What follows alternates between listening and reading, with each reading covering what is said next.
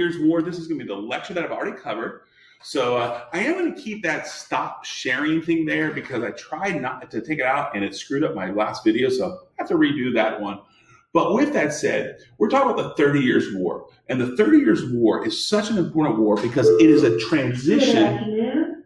At this time, would our TAs please escort our students to the bus ramp? Again, at this time, all students should be escorted to the bus ramp and have a good weekend.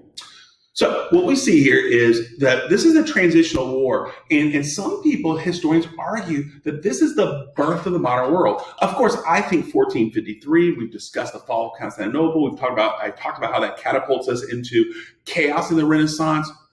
We talked about how the Age of Discovery is really forced upon the Europeans, and also in 1453, the 100 Years War ends. There's a ton of stuff that kind of transitions this, but this is really the P1 that you can argue. And it's because it's the last war of religion. They're leaving superstition and mythology behind, they would think. They're becoming more sophisticated, and they're transitioning to balance of power. So that's a really cool argument. I do think maybe a little bit later, well, I'll make you guys decide if it's 1648 or 1453. We'll take up some sides. We'll do some debate. That could be a cool concluding activity a little bit later, but we'll see. But with that said, what caused the 30 Years War? I'm going to ignore the second part of the causes that Dr. Spavogel gives until the next lecture, because he was discussing both the first part and the second part. But we're going to focus on the German religious civil war. There's religion and there's politics inside the Holy Roman Empire. What we see is the religious problems. We know for a fact that the Peace of Augsburg of 1555 failed to include Calvinism. A little side note, that's probably the reason why Charles V chose 1555, because he realized a third religion was becoming important. And does he want to decentralize or centralize HRE? Of course he wants to centralize. He realized, is it better to centralize with 2 religions or 3 religions? I hope you know your math well. Clearly, it'd be easier to centralize with 2 religions because you only have one enemy. That's why he left the Calvinists out. Only the Catholics and Lutherans had German liberties within specific states. And remember, we know politically they're just the princes. We see this guy named Frederick of the Palatine. He is the leader of the Protestant Union. You should know that the Protestant Union was the Catholic forces who were ready to fight to capture their Calvinist liberties.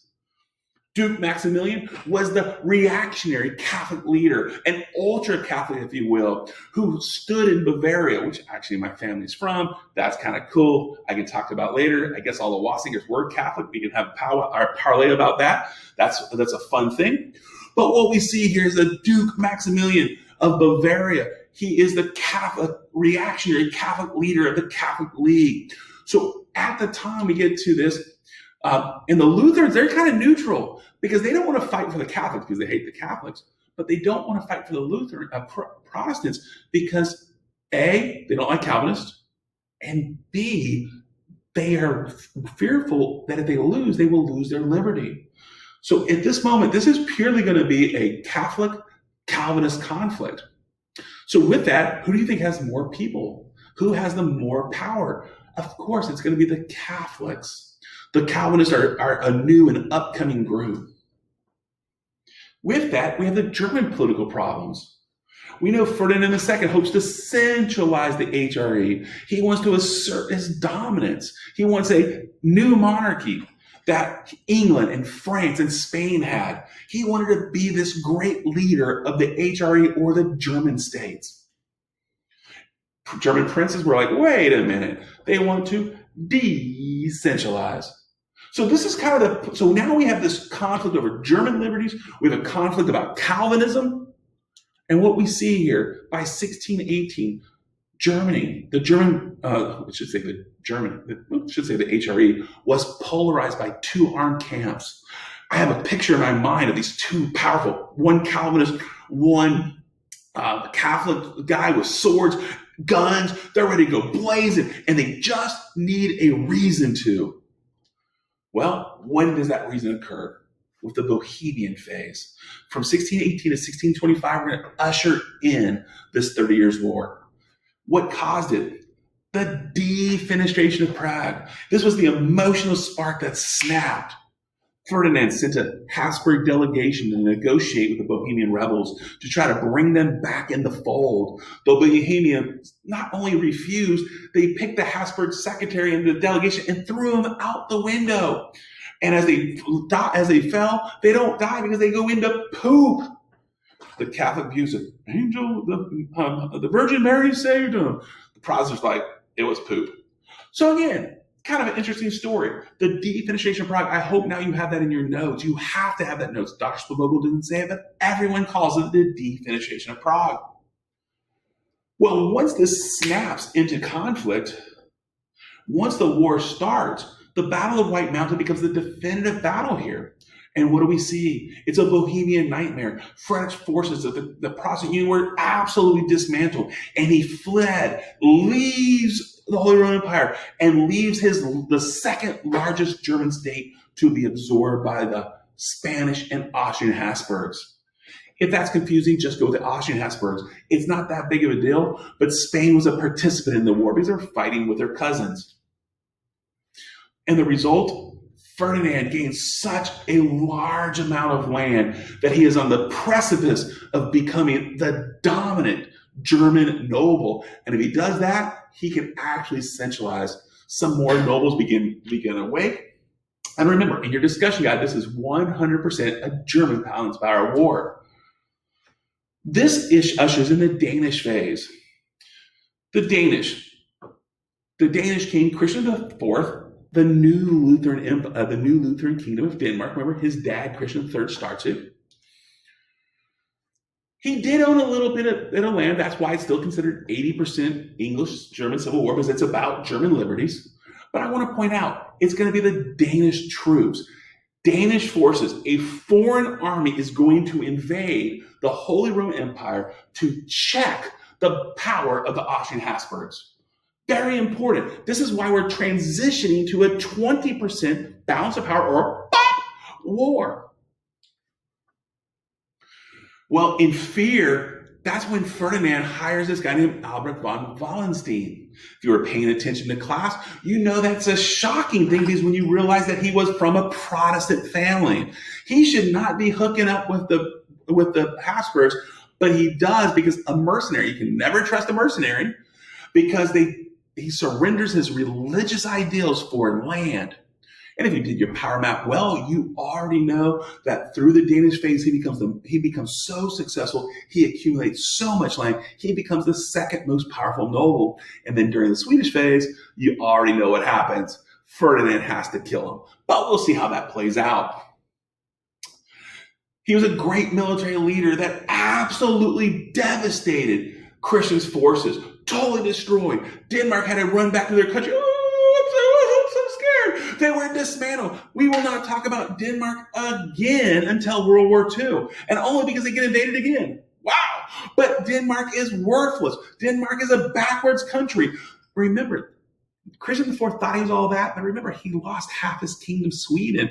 So he didn't understand the reality, and at the outcome, the Danish forces are destroyed. And I want to point out, this is how, for me, this is a turning point of the 17th century. It's a turning point in world history. This is a turning point in European history. This absolutely, we can get totally hyperbolic and say World War I begins here. I think it's a little bit too much.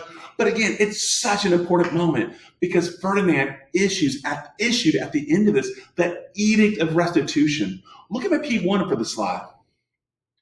I believe the Edict of Restitution single-handedly transforms this war. We're going to go from 100% balance of power, 100% German Civil War, to eventually 100% balance of power. And I think this is the moment that we usher through.